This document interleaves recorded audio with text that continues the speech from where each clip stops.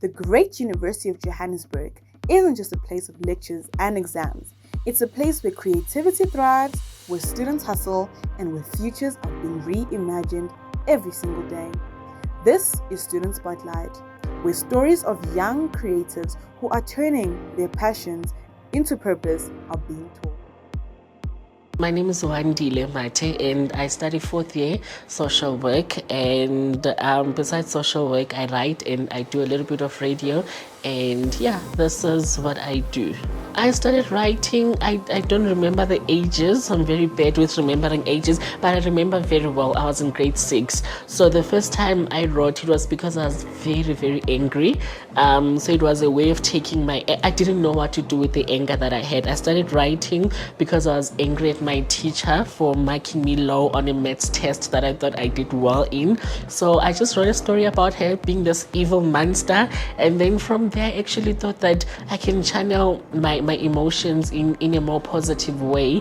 And I also realized that as we grow older and when we're in the school system, most of the time in my schools or in the school systems that I used to exist in, we used to read a lot of stories from abroad. We didn't have stories that relate to us, so I started identifying the gap and the need to write the stories that I can see myself in, things that I can relate in. What inspired me to co-run the UJ Library Book Club is that most of the time as students we don't get time to read for leisure, and as we grow up and as times change, reading has sort of become like a boring thing for most people. So the biggest inspiration for this is to make reading very exciting and reading more feasible for people that exist in a university environment, because most of the time reading is structured, it's timed, this and that. We don't have books to read, they're not accessible, we are far away from home, we don't have libraries. But here we are able to share books with each other, we're able to share stories with each other and create time to read for leisure.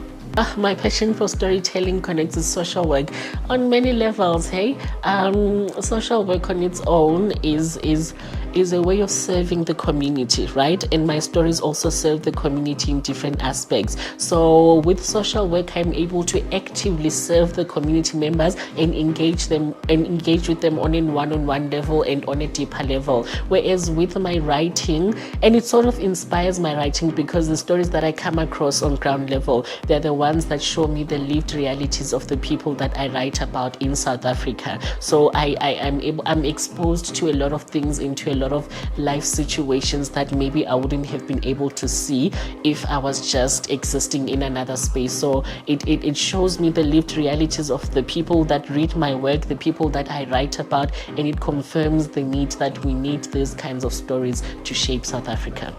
So this is a very beautiful project for kids. I think for primary and middle high school kids thereabout. So they come every weekend, Saturday and Sunday. What they do is they start with a fitness program where they run. I join them sometimes. They run, and then after that they have a 1 hour dedicated to literacy. So what happens is that we teach young children how to read and understand literature, how to write, and we also have exciting things where we inspire them to take charge of their lives and also achieve their own dreams. I mean, we have pilots coming in to teach them about aviation. We have extraordinary people that have done great things to come and inspire them. So yeah, it's a very fun project for kids that are ambitious, but they find themselves in social contexts that do not allow them to grow. So we are extending our hands as people that have, because I have had such experiences. I've also been mentored, so it's my time now to share my knowledge and skills with the upcoming young people.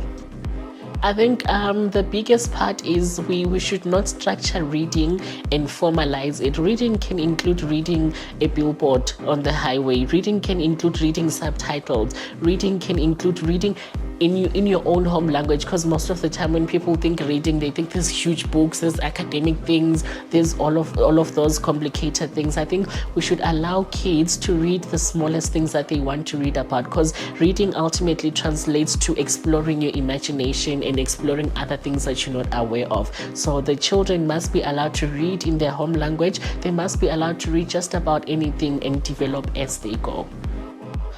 The most powerful reaction from me that I've received from my work, well, there's a lot of them. I think the most beautiful thing for me is when the children come up to me and then they tell me that that during the week I was thinking of something that you said. During the week I wrote of this thinking about you. Or just a kid coming up to you to say that, hey, I love what you're doing and I love what you've done for me, and then they give you a hug. And then those kinds of things are the things that show me that kids are really progressing in whatever it is that I'm trying to put across to them.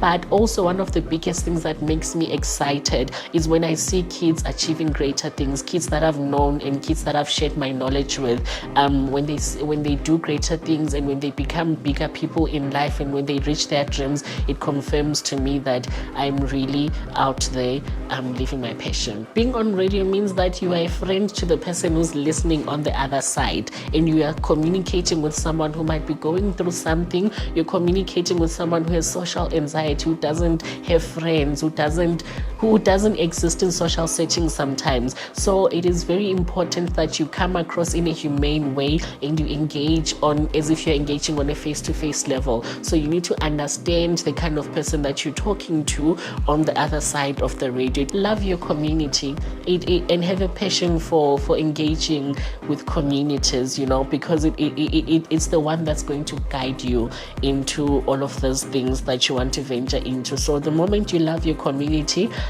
your gut feeling will tell you where to go, because you'll find yourself in these community spaces, and this is where it starts, whether it be a church, be it an NGO, be it an orphanage, be it a form of writing, any form of art, or any form of society. As long as you have a love for community and deep empathy and an understanding for experiences and feelings of human beings, and I think you're good to go.